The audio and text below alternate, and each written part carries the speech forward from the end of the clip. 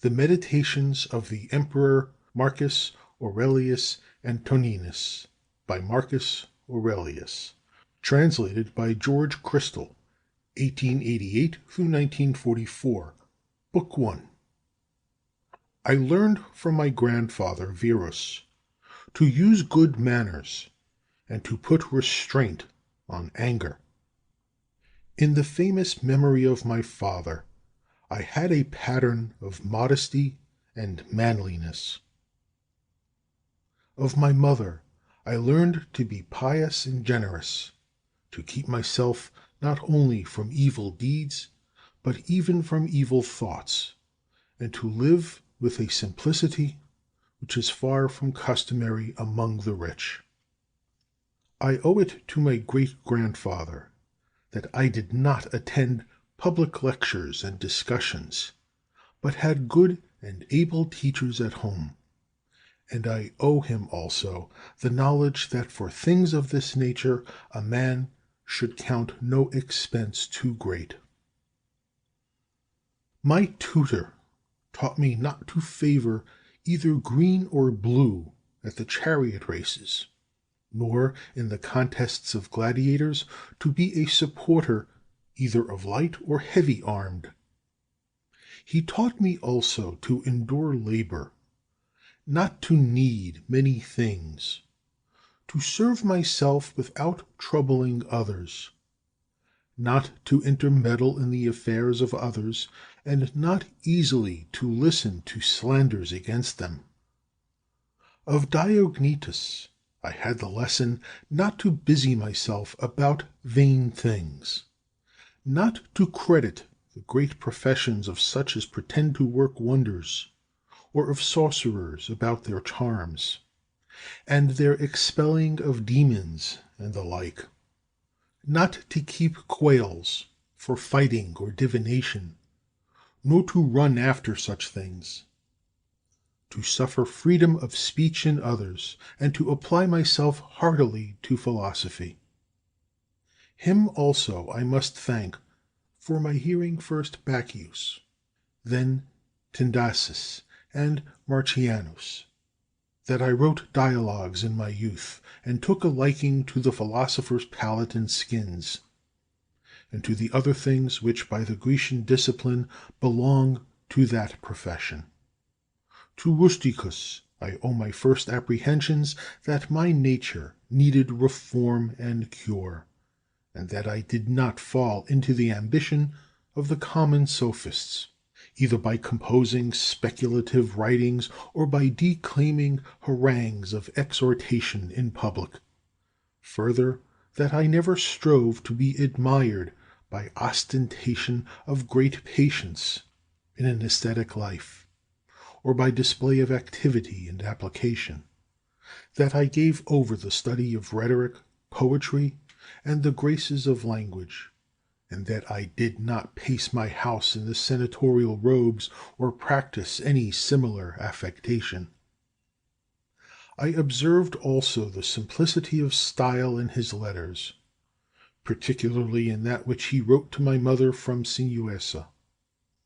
I learned from him to be easily appeased, and to be readily reconciled with those who had displeased me, or given cause of offense, so soon as they inclined to make their peace, to read with care, not to rest satisfied with a slight and superficial knowledge, nor quickly to assent to great talkers. I have him to thank that I met with the discourses of Epictetus, which he furnished me from his own library. From Apollonius I learned true liberty and tenacity of purpose, to regard nothing else even in the smallest degree, but reason always, and always to remain unaltered in the agonies of pain, in the losses of children, or in long diseases. He afforded me a living example of how the same man can upon occasion be most yielding and most inflexible. He was patient in exposition, and as might well be seen, esteemed his fine skill and ability in teaching others the principles of philosophy as the least of his endowments. It was from him that I learned how to receive from friends what are thought favors, without seeming humbled by the giver, or insensible to the gift. Sextus was my pattern of a benign temper, and his family the model of a household governed by true paternal affection and a steadfast purpose of living according to nature. Here I could learn to be grave without affectation, to observe sagaciously the several dispositions and inclinations of my friends, to tolerate the ignorant and those who follow current opinions without examination. His conversation showed how a man may accommodate himself to all men and to all companies. For though companionship with him was sweeter and more pleasing than any sort of flattery, yet he was at the same time highly respected and reverenced. No man was ever more happy than he in comprehending, finding out, and arranging in exact order the great maxims necessary for the conduct of life. His example taught me to suppress even the least appearance of anger or any other passion, but still with all this perfect tranquillity to possess the tenderest and most affectionate heart, to be apt to approve others yet without noise, to have much learning and little ostentation. I learned from Alexander the grammarian to avoid censuring others, to refrain from flouting them for a barbarism, solecism, or any false pronunciation. Rather was I dexterously to pronounce the words rightly in my answer, confining approval or objection to the matter itself, and avoiding discussion of the expression, or to use some other form of courteous suggestion. Fronto made me sensible how much of envy, deceit, and hypocrisy surrounds princes, and that generally those whom we account nobly born have somehow less natural affection. I learned from Alexander the Platonist, not often nor without great necessity, to say or write to any man in a letter that I am not at leisure, nor thus under pretext of urgent affairs to make a practice of excusing myself from the duties which, according to our various ties, we owe to those with whom we live. Of Catullus I learned not to condemn any friend's expostulation, even though it were unjust, but to try to recall him to his former disposition, to stint no praise in speaking of my masters, as is recounted of Domitius and Athenodorus, and to love my children with true affection. Of Severus, my brother, I learned to love my kinsmen, to love truth, to love justice. Through him I came to know Thrasea, Helvidius, Cato, Dion, and Brutus. He gave me my first conception of a commonwealth founded upon equitable laws and administered with equality of right, and of a monarchy whose chief concern is the freedom of its subjects. Of him I learned likewise a constant and harmonious devotion to philosophy, to be ready to do good, to be generous with all my heart. He taught me to be of good hope, and trustful of the affection of my friends. I observed in him candor in declaring what he condemned in the conduct of others, and so frank and open was his behavior that his friends might easily see without the trouble of conjecture what he liked or disliked.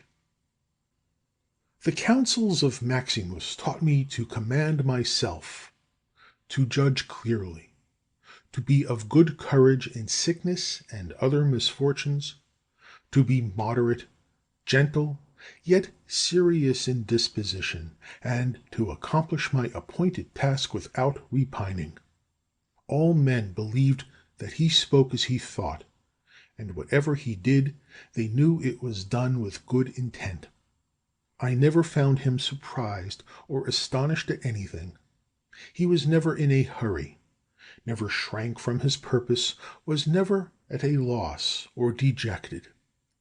He was no facile smiler, but neither was he passionate or suspicious. He was ready to do good, to forgive, and to speak the truth, and gave the impression of unperverted rectitude rather than of a reformed character. No man could ever think himself despised by Maximus, and no one ever ventured to think himself his superior. He had also a good gift of humor. I learned from my father gentleness and undeviating constancy in judgments, formed after due reflection, not to be puffed up with glory as men understand it, to be laborious and assiduous. He taught me to give ready hearing to any man who offered anything tending to the common good, to mete out impartial justice to everyone, to apprehend rightly when severity and when clemency should be used, to abstain from all impure lusts, and to use humanity towards all men. Thus he left his friends at liberty to sup with him or not, to go abroad with him or not, exactly as they inclined. And they found him still the same if some urgent business had prevented them from obeying his commands. I learned of him accuracy and patience in counsel, for he never quitted an inquiry satisfied with first impressions. I observed his zeal to retain his friends without being fickle or over fond, his contentment in every condition, his cheerfulness, his forethought about very distant events, his unostentatious attention to the smallest details, his restraint of all popular applause and flattery, ever watchful of the needs of the empire, a careful steward of the public revenue. He was tolerant of the censure of others in affairs of that kind. He was neither a superstitious worshipper of the gods, nor an ambitious pleaser of men, nor studious of popularity, but in all things sober and steadfast, well skilled in what was honorable, never affecting novelties.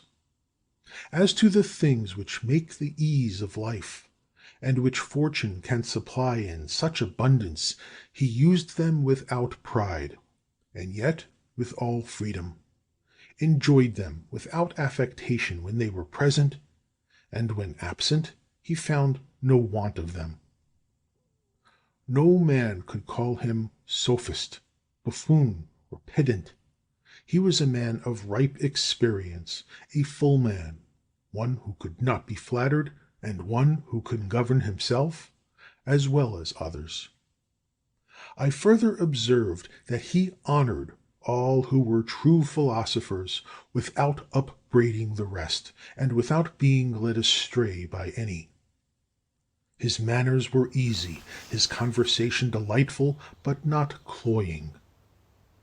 He took regular but moderate care of his body, neither as one over fond of life or the adornment of his person, nor as one who despised these things. Thus, through his own care, he seldom needed any medicines, whether salves or potions. It was his special merit to yield without envy to any who acquired any special faculty, as either eloquence or learning in the law, in ancient customs, or the like, and he aided such men strenuously, so that every one of them might be regarded and esteemed for his special excellence. He observed carefully the ancient customs of his forefathers, and preserved without appearance of affectation the ways of his native land. He was not fickle and capricious, and loved not change of place or employment. After his violent fits of headache, he would return fresh and vigorous to his wonted affairs. Of secrets he had few, and these seldom, and such only as concerned public matters. He displayed discretion and moderation in exhibiting shows for the entertainment of the people, in his public works, in his largesses, and the like.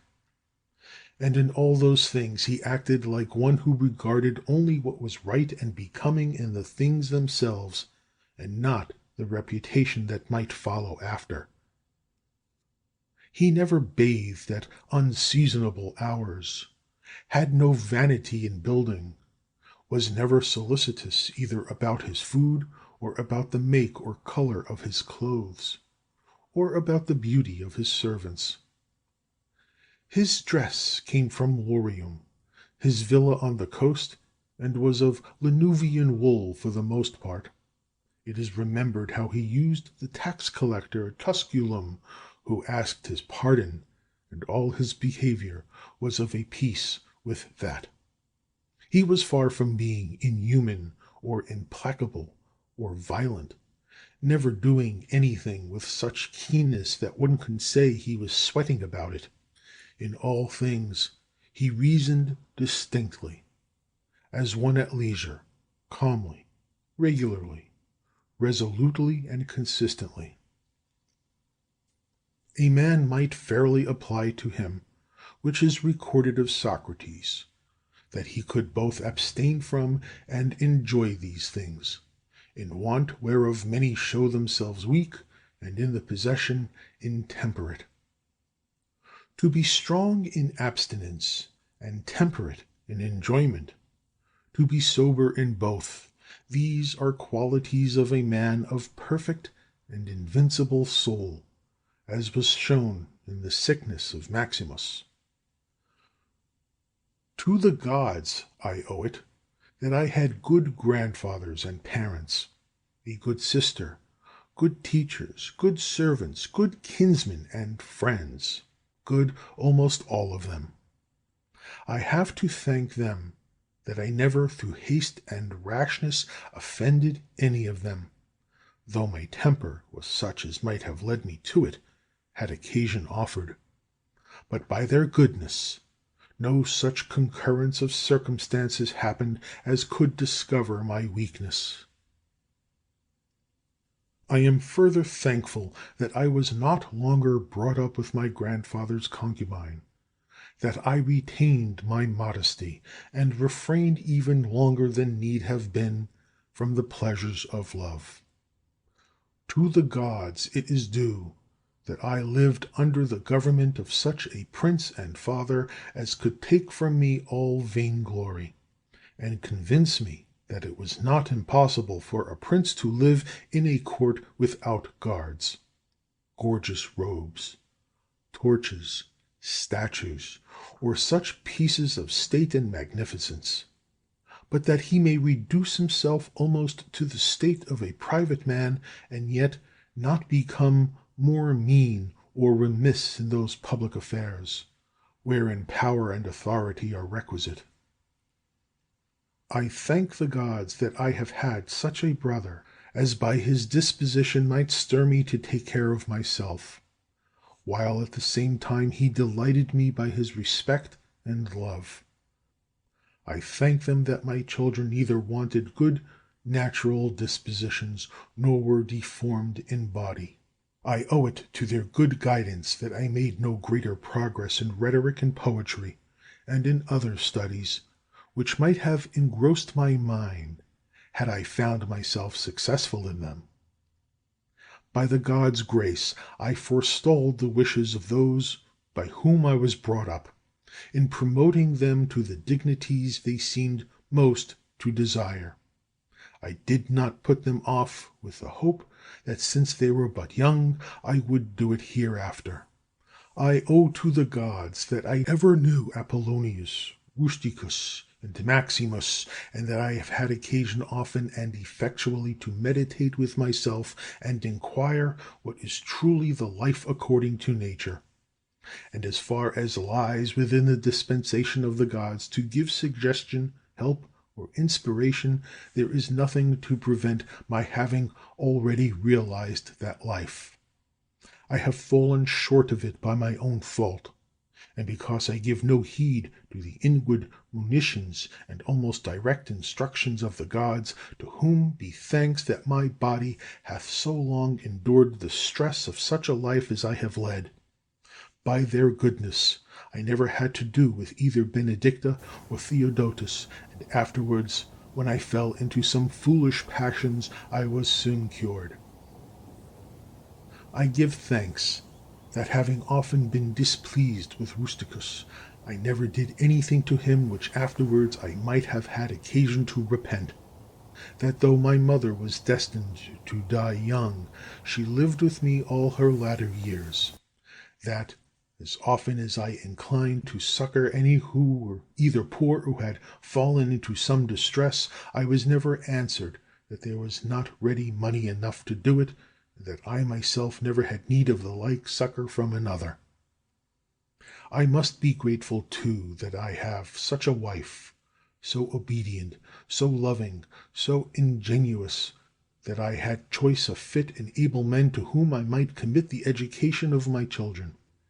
I have received divine aids in dreams, in particular how I might stay my spitting of blood and cure my vertigo, which good fortune happily fell to me at Caieta.